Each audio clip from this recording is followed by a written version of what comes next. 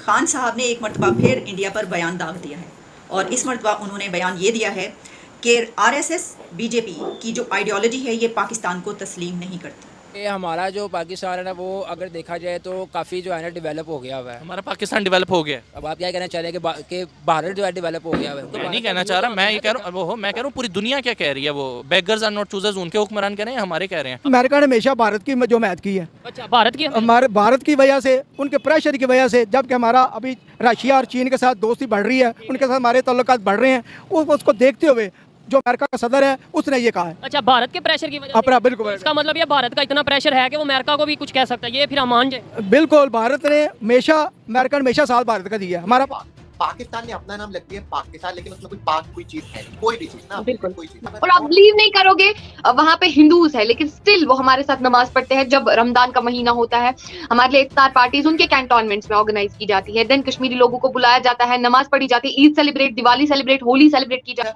अच्छा, मैं अपने दर्शकों को बताऊं कि मेरे और फाइका दोनों के ऊपर एक इल्जाम लगता है कि हम बीजेपी के एजेंट है ना, हम दोनों पर ये Exactly. I as an Indian feel very proud and I salute to my government, I salute to my country. बाकी जय हिंद, जय भारत, जय कश्मीर। जय श्री राम दोस्तों, जल्दी ही कमेंट सेक्शन में जय हिंद लिख दीजिए। तो चलिए वीडियो में देखते हैं। एक पाकिस्तानी बहुत बड़ा क्रिकेट है जो समय के अनुसार अपना रंग बदलता रहता है। वो क्रिकेट है इमरान खान, जो कि बयान दे रहा है कि आरएसएस और बीजेपी वो पार्टी है जो कि पाकिस्तान एक दीवारनामा देश है, जो कि दीवार गिर रही है उसको धक्का दे रहे हैं दोनों देश, यानी कि पाकिस्तान को बर्बाद करने में भारत का हाथ है। भाई, भारत अपने आप को इंप्रूव करने में इतना बिजी है कि तुम्हारे बारे में वो सोच भी नहीं रहा है। दूसरी ओर आप पाकिस्तान के एक ऐसे बुद्धिजीवी को देखने वाले हैं जो बोल रहा है कि अमेरिका के अंदर एक न्यूक्लियर बम था जो कि अमेरिका ने गुम कर दिया है और अमेरिका किसी को बता नहीं रहा। आप लोग क्या रहे कमेंट सेक्शन में जरूर रखें। वीडियो शुरू करते हैं। अब ये एक बहुत बड़ी स्टेटमेंट है, इसके ऊपर डिबेट हो सकती है, बात हो सकती है, बहस हो सकती है, लेकिन इसके ऊपर उन्होंने तफसीली क्या गुफ्तगू फरमाई है और इसी के साथ उन्होंने इंडियन फॉरेन पॉलिसी पर भी एक मरतबा फिर कुछ बात की है। अच्छा, ज़रा बढ़ते हैं अब इंडिया की तरफ। उन्होंने इंडिया पर यह कहा है कि हमारा मुस्तकबिल ख़तरे में है, यानी पाकिस्तान का मुस्तकबिल ख़तरे में है, क्योंकि आरएसएस बीजेपी की जो आइडियोलॉजी है ये पाकिस्तान को तस्लीम नहीं करती और ये पूरी कोशिश करेंगे। अगर उन्होंने ये देखा जिस तरह हम कमज़ोर होते जा रहे हैं तो गिरती हुई दीवार को एक धक्का और दो, वो ये ज़रूर करेंगे, यानी वो ये धक्का देंगे गिरती हुई दीवार को, वो हमें और कमज़ोर करेंगे, क्योंकि वो नरेंद्र मोदी का तकब्बुर भरा बयान आया है कि पाकिस्तान तो अपने बोझ तले ही गिर रहा है। हमें तो इसकी परवाह ही नहीं करनी चाहिए, लेकिन वो परवाह कर रहे हैं, वो करेंगे पाकिस्तान को और कमज़ोर। अगर अब जो हालात हैं इसी तरह चलते रहे तो कोई मुस्तकबिल नहीं है। अब ये बात कि नरेंद्र मोदी इंडिया के प्राइम मिनिस्टर की तरफ से ये बयान आया तो जो इंडियन मीडिया ने इसके ऊपर बात की, क्योंकि इमरान खान ने इससे पहले भी कई मरतबा इस पर बात की है, वो बार बार इस पर बात कर रहे हैं। जो इंडिया और अमेरिका का एक इकट्ठ हुआ है उसमें वो कह रहे हैं कि ये हुआ है और उसके बाद ये बयान जो इंडिया के पीएम मोदी की तरफ से आया है। लेकिन मैंने देखा कि इंडियन मीडिया पे बात की जा रही है कि ये बयान पहले आया था, अभी नहीं आया, ये पुराना बयान है। लेकिन बहरहाल खान साहब इसके ऊपर बार बार बात करें और मैंने आपको ये बता दिया कि ये जो बात की गई है उन्होंने अब एक बार फिर कहा है। पहले वो सिर्फ इंडिया और अमेरिका के उस विजिट की बात कर रहे थे, जॉइंट डिक्लेरेशन की बात कर रहे थे, तो उसके ऊपर उनका स्टैंड हमने आपको बताया था कि भाई ये जो हुआ इसके ऊपर उनका है। लेकिन अब क्योंकि उन्होंने बाकायदा जो इंडिया में इस वक्त बरसरे इक़्तिदार जमात है, पार्टी है बीजेपी, आरएसएस का नाम लेकर उन्होंने कहा। अच्छा, वैसे तो हमने इसके ऊपर कई मरतबा डिबेट्स भी की हैं, जब हम बात करते हैं वहाँ की पार्टियों की और आरएसएस की, तो इस पे उसको किस तरीके से देखा जाता है, पाकिस्तान में किस तरीके से देखा जाता है, हम उसको कैसे लेते हैं और उसकी हिस्ट्री क्या है, या उसका एक इस पर्सपेक्टिव में हम लेते हैं और काम है जिस पे उनका एक अपना स्टैंड आता है। इस पर हम कई बार बात कर चुके हैं, तो इस पर फिर डिबेट हो सकती है, लेकिन अभी तो हम जो खान साहब ने बात की उसके ऊपर कर रहे हैं। अच्छा जी, अब हुआ ये कि जो एंकर साहब थे उन्होंने उनसे एक बार फिर ये पूछा सवाल, कई एक उन्होंने कड़े सवाल भी किए, जिसमें उन्होंने मीडिया की आज़ादी पर भी बात की। उन्होंने कहा कि ये आप क्या इस वक्त जो आप बात करें मीडिया की आज़ादी पे, तो जो आपका दौर था उसमें भी ये कहा जाता है, तनकीद की जाती है कि उस वक्त भी मीडिया को बहुत बुरे तरीके से दबाया गया और उस वक्त भी मीडिया के ख़िलाफ़ बहुत से ऐसे इक़दाम किए गए।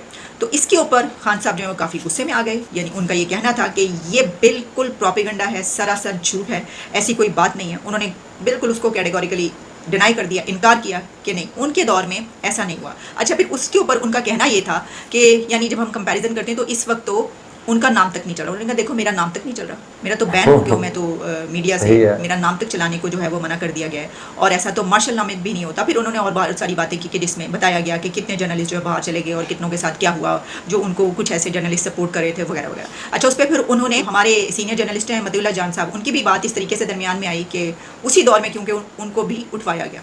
भाई अब जो न्यूक्लियर वेपन है हमने वो सजदे के लिए तो बनाया नहीं हुआ, या चूमने के लिए तो बनाया नहीं, और सलाम के लिए नहीं बनाया। हम मुसलमान कौम है, हम अल्लाह को मानते हैं, जो जब हमें उसकी ज़रूरत पड़ेगी चाहे जो भी आगे हो हम इस्तेमाल करें। ज्यादा चांसेस किसके? ज़्यादा चांसेस वही है, अल कुफ्र मिल्लतुन वाहिदा, एक मिल्लत है, ये अमेरिका हो या इंडिया हो, ये इनकी साजिश है, मिली भगत है। इंडिया क्यों हमारा दुश्मन है बताएं? कुछ क्यों कुछ है नहीं सर हमारा, क्या है? नहीं सर, नफरत पैदा की गई है सर हमारे दरमियान। सर वो नफरत करते करते भी कहाँ पहुँच गए, हम कहाँ हैं, हम यही पापड़ दिए गए हैं। IT उनके शोबे हर जगह पे, IT, हेल्थ सेक्टर, इसके अलावा इकोनॉमी को देखने दुनिया की 5वीं, UK की इकोनॉमी क्रॉस कर गया है इंडिया। 2027-28 तक दुनिया की तीसरी बड़ी इकोनॉमी है, ये IMF ने कहा है। बिल्कुल सर, मैंने भी न्यूज़ ही देखी है।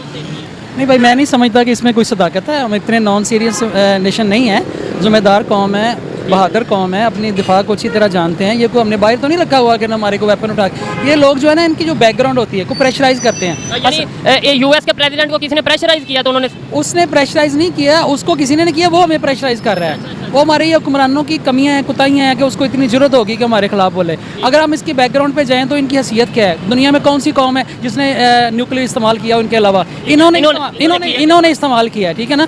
और दुनिया में ये वाहिद मुल्क है जिनका अपना एक न्यूक्लियर वेपन गुम हुआ है, आज तक नहीं मिल सका। अच्छा, अमेरिका। हाँ, ये मेरी बात मैं तहकीक से बात साबित करता हूँ आपको। ये इसे डिटेल में बताएंगे आप? यानी कि देखें, देखने वाले कुछ ऐसे कहेंगे ये कैसी बात की है। इस बात से तो मैं भी एग्री करता हूँ, देखने वाले भी करते हैं कि इन्होंने जो न्यूक्लियर वेपन यूज़ किया था जापान के अगेंस्ट, वो तो 100% क्लियर है। जो दूसरी बात ये, इसका थोड़ा सा इसमें यह है कि इनका एक न्यूक्लियर वेपन गुम हुआ है, वो आज तक इनको नहीं मिल सका। वो पता नहीं इन्होंने कदर स्मगल किया, इसराइल को दिया है, ऊपर से ये कहते हैं हम अमन पसंद कौम है। फलस्तीन अमन पसंद, उधर इनको फलस्तीन नजर नहीं आता, उधर अमन पसंद नहीं है। ये यूक्रेन को तो असला दे रहे हैं, जो हमारे कश्मीर को क्यों नहीं, हमारे लिए क्यों नहीं बात करते? ये कश्मीर इसमें किधर से आ गया बीच में? वैसे चले ठीक है, आपने बात की है।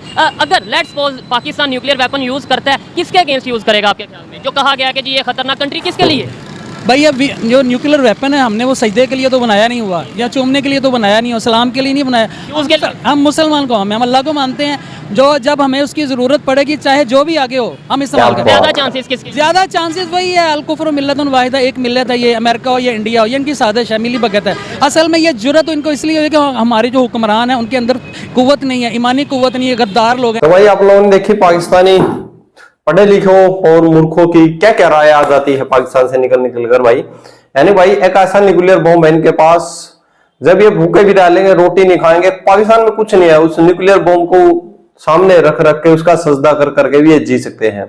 दूसरी तरफ जो पाकिस्तान का क्रिकेट इमरान खान है, उसका वजूद पाकिस्तान से बिल्कुल हो चुका है खत्म। अब वो बौखला गया है और अब दे रहा है वो उल्टे सीधे बयान। अब कभी तो भारत के बारे में बोलने लग जाता है, क्योंकि पाकिस्तान के अंदर उसके भाई जो मीडिया पर बोलता था वो भी उसके बैन करते हैं, उसके MNA थे जितने भी, वो वहां से उठाकर सबके पार्टी में शामिल कर दिए हैं। शहबाज शरीफ ने भाई असली पत्ता खोल दिया है, क्योंकि भाई वहां पर आर्मी की चलती है, इमरान खान निकला था आर्मी के खिलाफ। हम लोग क्या है, मैसेज में जरूर के जय हिंद जय भारत, जय श्री राम।